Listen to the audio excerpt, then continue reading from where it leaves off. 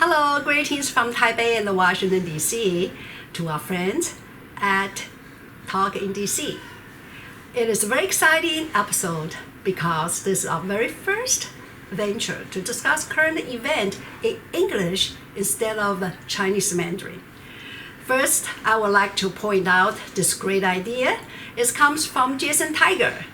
He asked us if we would like to broadcast our program in English only. He wants our discussion can be watched not just by Mandarin-speaking friends, but also by American mainstream. I think it is a fantastic idea, especially during the pandemic time. We could let more people across the world capture our viewpoints about the horrified pandemic. We also think it is urgent to broadcast in English because the comments made by President Trump really create huge discrimination against all Chinese around the world, especially those lives in the United States. As today, there are 148 countries are affected by coronavirus. And as this morning, March 22nd, Trump still refer coronavirus as Chinese virus. He even crossed out the corona word and write in Chinese on his speech draft prepared by his staff. This childish and irresponsible behavior shocked me. I have never seen a president so narrow-minded, ignorant, and arrogant in U.S. history. I have never seen a president so full of hatred against foreigners and so discriminated against colored people, which including Chinese, Mexicans, Africans, American Indians, and so on.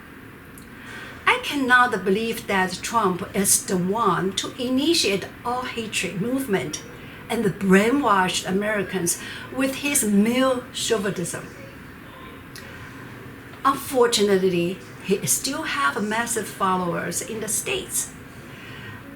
Do you remember on July 8th, 2017, is about 50 Ku Klux Klan KKK members marched in Charlottesville, Virginia, after the city decided to take down a park statue of Confederate Army General Robert E. Lee. And Trump did not criticize the demonstration until 2 days later. His attitude and the way to handle that event irritated so many Americans. He allows white supremacism camouflage their rhetoric and enter the mainstream. Trump is a supremacist, racist, and anti-Semite. I recall in 1980, the television across the country periodically to show an advertisement with colored children waving American flag and saying, "We are all Americans." I also recall in early 1980, the US government don't use melting pot, this wording anymore. Instead, using respectful ethnic heritage, because the government finally realized that the roots of ethnic heritage cannot be melted into others. Harmony among all groups is so important to our nation. Good leader shall let your citizens feel safe and secured, not fear and resentment. So we don't have to worry about being attacked while we're walking on the street, or burn down your shops just because you have an Asian look. Recently, there are several instances among Chinese community in Los Angeles and New York City. Did the government do anything?